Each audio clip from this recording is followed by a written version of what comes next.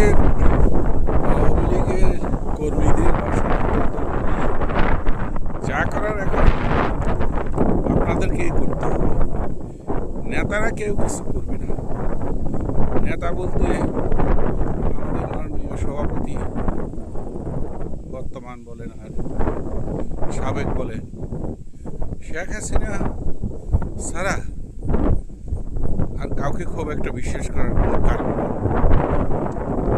নেই। দুই একজন আছেন, যেমন ছিলেন মতিয়া চৌধুরী, কে খুব একটা তো দেখা যায় না। এদেরকে টুকটাক 2-4-5 জনকে বিশ্বাস করতেছে, আর কাউকে খুব একটা বিশ্বাস করা যায় না।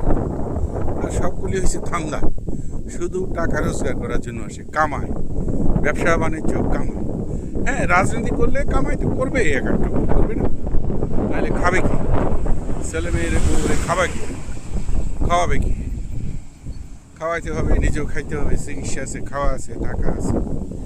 কিন্তু কোটি বলেন, 100 কোটি বলেন, 1000 কোটি বলেন, সভাপতির দরকার। হ্যাঁ, এরা যে টাকা রোজগার করছে, এগুলির মায়া, এগুলি ভোগ করতে হবে না, এগুলি মায়া ছাড়তে পারবে।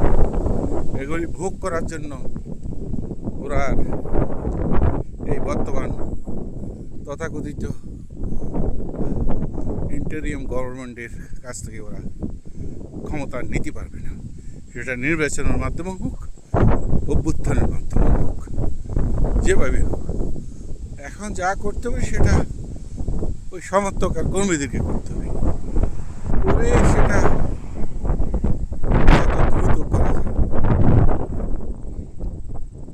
যত দ্রুত করা যায়।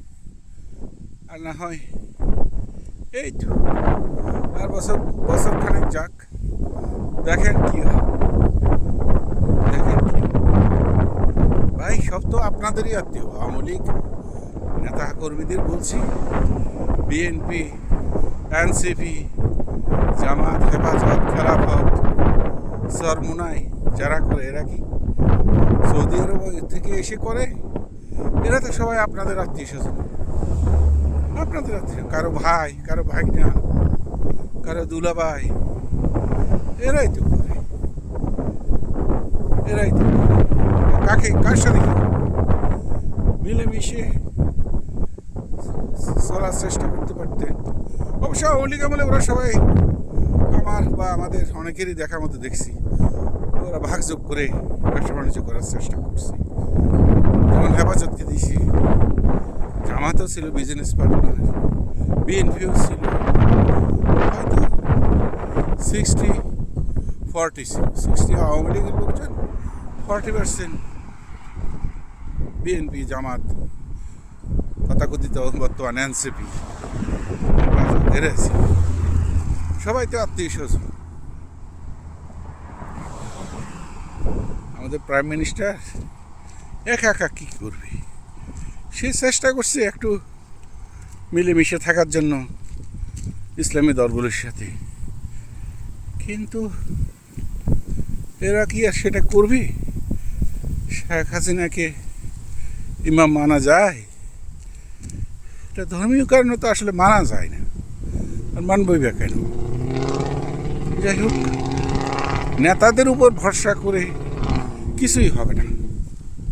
আপনাদেরকেই করতে হবে, আপনাদের মধ্য থেকে এই নেতা বানাইতে হবে, নতুন নেতা।